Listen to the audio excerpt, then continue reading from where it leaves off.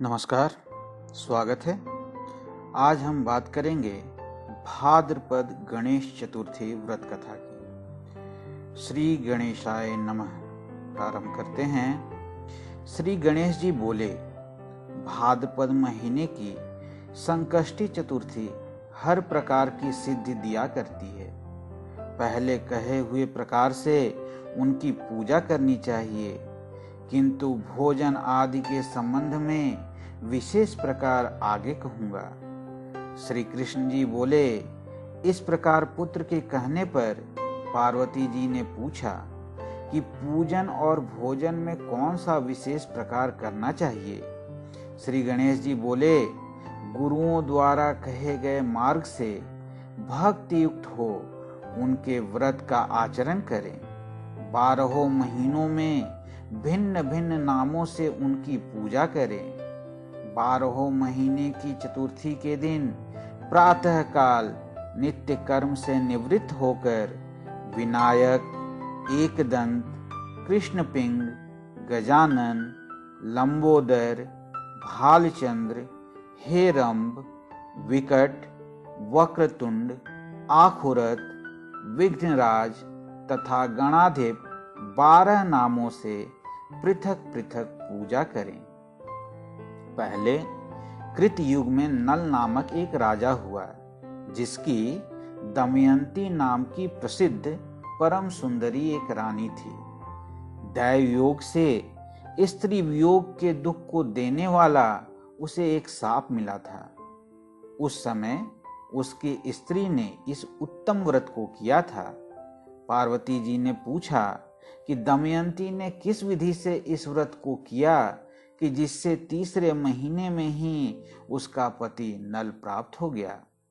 श्री कृष्ण जी युधिष्ठिर से बोले, हे युधिष्ठिर, इस प्रकार पार्वती द्वारा पूछने पर गणनायक ने जो कहा उसे सुनो। श्री गणेश जी बोले, हे माता, नल राजा की विपत्ति क्रम से बढ़ने लगी। हाथी खाने से हाथी, घोड़साल से घोड़े चोरी हो गए। चोरों ने खजाना लूट लिया। दुष्टों ने महल में आग लगा दी। राजकार्य को चौपट करने वाले मंत्री भी इनको छोड़कर भाग गए। राजा भी जुए में अपना सब राजपाट गंवाकर अंत में दमयंती के साथ जंगल चला गया। वहां भी विपत्ति ने उसका साथ नहीं छोड़ा और दुर्दैव के कारण दमयंती से उसका विछोह हो गया। किसी नगर में जाकर राजा नल ने नौकरी कर ली, तो किसी नगर में रानी दमयंती ने, तो किसी अन्य नगर में राजपुत्र ने। अनेक प्रकार की व्याधियों से पीड़ित वे सभी अपने अपने कर्म के फलों को भोगते हुए पृथक पृथक रहकर और भिक्षा मांगकर दिन बिताने लगे। एक समय दमयंती महामुनि शरभंग के चरणों पर मस्तक नवाकर बोली। दमयंती ने कहा, हे भगवान, मेरे पति, पुत्र और विपुल राज्य तथा पहले के हाथी, घोड़े आदि ऐश्वर्य कैसे पुनः प्राप्त होंगे। गणेश जी बोले, इस प्रकार दमयंती का वचन सुनकर शरभंग ऋषि बोले, हे दमयंती, बड़े से बड़े संकट को दूर करने वाला और समस्त कामनाओं को पूर्ण करने वाला व्रत कहता हूँ, सुनो। भाद्रपद कृष्ण चतुर्थी संकष्टा चतुर्थी कही जाती है।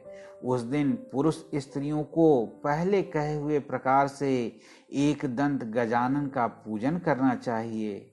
उस व्रत के करने से, हे देवी, 7 महीने में तुम्हारी मनोकामना सफल हो जाएगी। गणेश जी बोले, तब दमयंती भाद्रपद महीने की संकष्टा चतुर्थी से इस व्रत को आरंभ कर लगातार 7 महीने तक गणनाथ के पूजन में तत्पर रही और 7 महीने के बाद ही उसके पति, राज्य, पुत्र और पहले की तरह समस्त ऐश्वर्य प्राप्त हुआ। श्री कृष्ण जी युधिष्ठिर से बोले, हे युधिष्ठिर, आप भी इस व्रत को करें। इससे आपका भी नष्ट राज्य पुनः आपको प्राप्त होगा और समस्त शत्रुओं का नाश होगा। हे राजन, इस प्रकार समस्त दुख को नाश करने वाला, अभ्युदय देने वाला व्रतों में उत्तम यह व्रत मैंने आपसे कहा। श्री गणेशाय नमः।